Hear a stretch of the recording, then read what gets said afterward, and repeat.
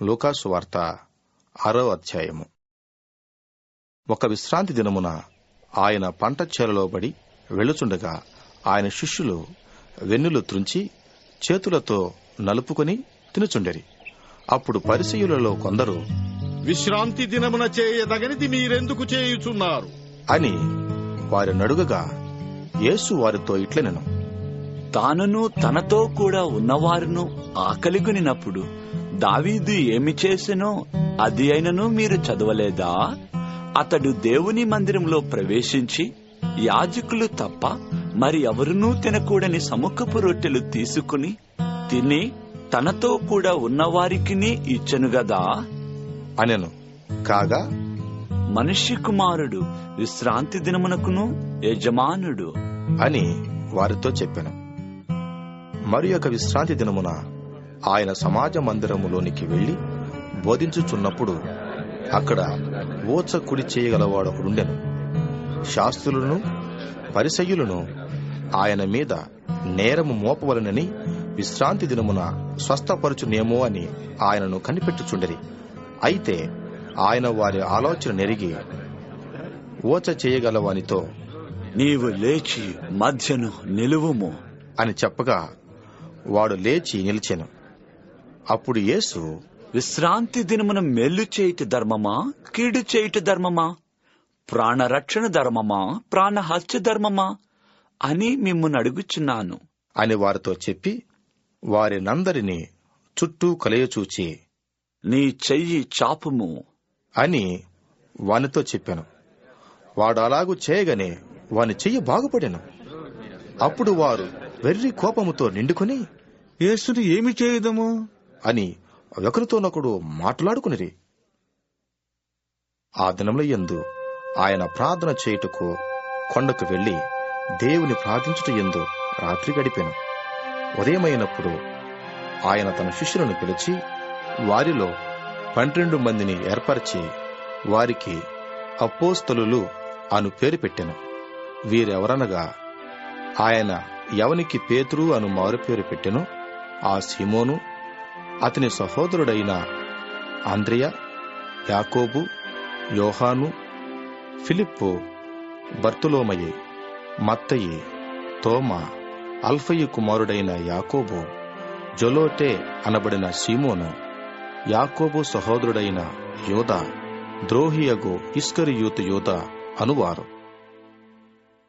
ఆయన వారితో కూడా దిగివచ్చే మైదానమందు నిలిచినప్పుడు ఆయన శిష్యుల గొప్ప సమూహమును ఆయన బోధ వినుటకును తమ రోగములను కుదుర్చుకునుటకును యూదయా దేశమంతటి నుండియో యెరూషలేము నుండియో తూరు సీదోనను పట్టణముల సముద్ర తీరముల నుండియో వచ్చిన బహుజన సమూహమును అపవిత్రాత్మల చేత బాధింపబడిన వారును వచ్చి స్వస్థత నొందిరి. ప్రభావము ఆయనలో నుండి బయలుదేరి అందరినీ స్వస్థపరచుచుండెను. కనుక జన సమూహమంతయు ఆయనను ముట్టవలనని యత్నము చేసెను.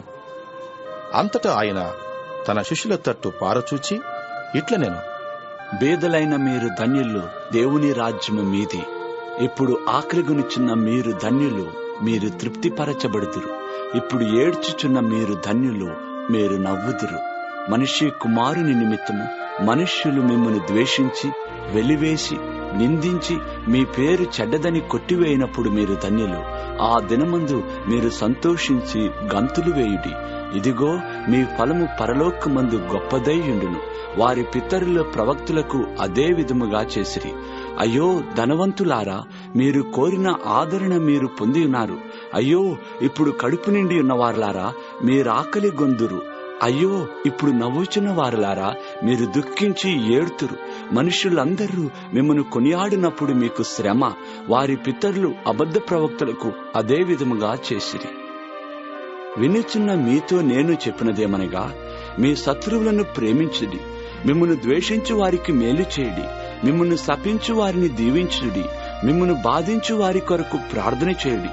నిన్ను ఒక చెంప మీద కొట్టు వాని వైపునకు 2వ చెంప కూడా త్రిప్పుము. నీ పైబట్ట ఎత్తుకొని పోవు వానిని నీ అంగీని కూడా ఎత్తుకొని పోకుండా అడ్డగింపకుము.